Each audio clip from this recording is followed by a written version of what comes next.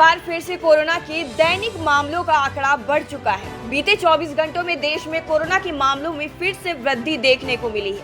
इसके साथ ही एक बार फिर से 4000 से अधिक लोगों की मृत्यु हो चुकी है। केंद्रीय स्वास्थ्य मंत्रालय के ताजा आंकड़ों के मुताबिक देश में बीते 24 घंटों में कोरोना संक्रमण के 3,62,727 नए मामले सामने आए हैं। इस दौरान देश भर में कोरोना के 4120 मरीजों की मौत भी हुई है। हालांकि देश में कोरोना से ठीक होने वाले मरीजों की संख्या भी हर रोज रिकॉर्ड बना रही है। बीते 24 घंटों में देश भर में 3,52,181 मरीज ठीक भी हुए हैं, जो कि सकारात्मक दिशा को दर्शाते हैं। देश के कई हिस्सों में मौसम का मिजाज बदलने लगा है। देश के कुछ हिस्सों में सुबह सुबह हुई बूंदाबांदी से गर्मी थोड़ी तो दूर हो चुकी है और मौसम भी काफी सुहावना हो गया है। मौसम विभाग ने दिल्ली, एनसीआर, राजस्थान, उत्तराखंड और उत्तर प्रदेश समेत कई राज्यों में धूल भरी आंधी और गरज के साथ बौछारें पड़ने की आशंका जताई है। इसके अलावा कुछ हिस्सों में ओले पड़ने की भी आसार है। हिमाचल प्रदेश में 40 किलोमीटर प्रति घंटा की गति से तेज हवाओं के साथ बारिश व ओलावृष्टि भी हो सकती है। इसका असर उत्तर भारत के मैदानी राज्यों में भी नजर आएगा। पंजाब के ज्यादातर हिस्सों में गुरुवार को भी बादल छाए रहेंगे। कुछ स्थानों पर हल्की बारिश का भी अनुमान लगाया गया है। गुरुवार को भी मौसम सुहावना रहेगा। इजराइल और फिलिस्तीन के बीच जंग और भी तेज हो गई है। गाजा की ओर से इजराइल के कई शहरों पर रॉकेट हमले किए गए हैं।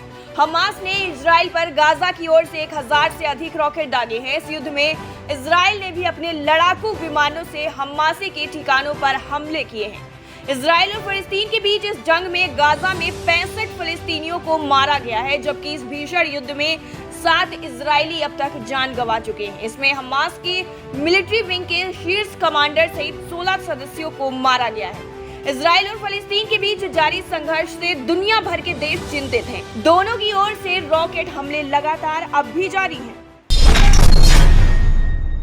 भारत में कोरोना की दूसरी लहर ने इस महामारी के खिलाफ इस्तेमाल होने वाली तकरीबन अधिकांश वैक्सीन और जरूरी दवाइयों के कच्चे माल की कमी पैदा कर दी है।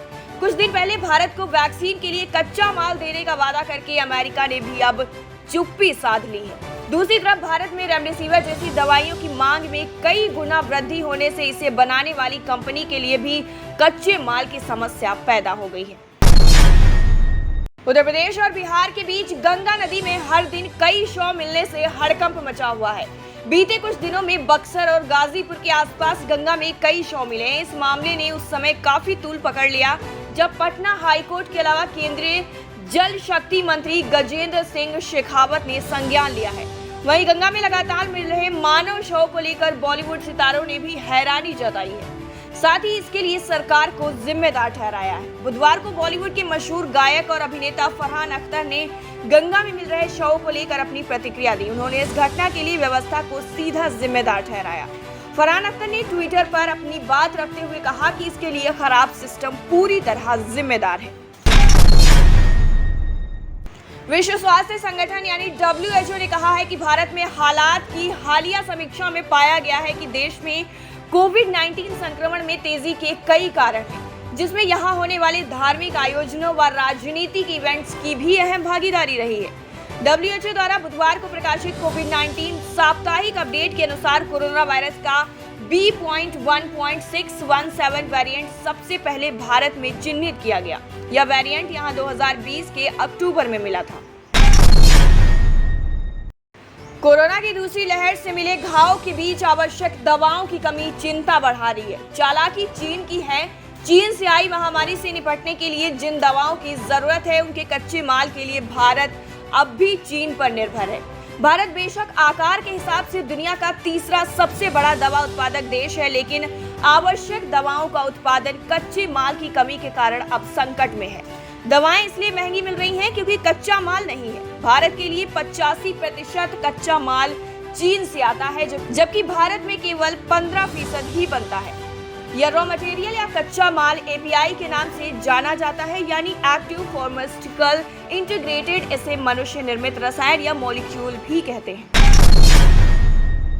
प्रदेश में त्रिवेंद्र सरकार के कार्यकाल में स्वास्थ्य सेवाओं को लेकर कैबिनेट मंत्री गणेश जोशी की कथित टिप्पणी पर पूर्व मुख्यमंत्री त्रिवेंद्र सिंह रावत ने तंज कसा है। आपको बता दें कि इंटरनेट मीडिया पर वायरल एक बयान में पूर्व मुख्यमंत्री रावत ने कहा कि कैबिनेट मंत्री जोशी अभी अनुभवहीन है, उन्हें अनुभव लेने की जरूरत है, वो उस विभाग के मंत्री भी नहीं है। मंत्रालय को समझने में 7-8 महीने का वक्त लगता है, ऐसे में उनकी टिप्पणी कोई मायने नहीं रखती। हालांकि रावत ने यह भी कहा कि कैबिनेट मंत्री जोशी का बयान उन्होंने सुना नहीं है, सुनने के बाद ही कुछ कहेंगे। सीएम योगी आदित्यनाथ की जनप्रतिनिधियों के साथ मुलाकात अहम होने वाली है। चर्चा है कि जनप्रतिनिधि स्वास्थ्य विभाग में अव्यवस्थाओं को लेकर शिकायत कर सकते हैं। कोरोना के समय तमाम भाजपा नेताओं की शिकायत रही है कि प्रशासनिक से लेकर स्वास्थ्य विभाग के अधिकारी फोन नहीं उठाते। दीनदयाल अस्पताल में लापरवाही बरते जाने के चलते कई मरीजों की जान तक चली गई। वहीं जिला पंचायत अध्यक्ष के चुनाव को लेकर भी सीएम नब्ज टटोल सकते हैं। भाजपा के सभी जनप्रतिनिधियों को आमंत्रित किया जाएगा। सूबे के वित्त राज्य मंत्री संदीप सिंह भी मौजूद रहेंगे। कोरोना नियंत्रण व हालात का जायजा जनपद आ रहे मुख्यमंत्री योगी आदित्यनाथ को घेरने के लिए कांग्रेस और अन्य विपक्षी दलों के नेताओं की रणनीति को पुलिस प्रशासन ने पूरी तरह से विफल कर दिया है। उन्हें नजरबंद कर दिया गया है। कांग्रेस पार्टी के जिलाध्यक्ष चौधरी सुरेंद्र सिंह को अपने घर पर ही पुलिस ने पूरी तरह से नजरबंद कर दिया है।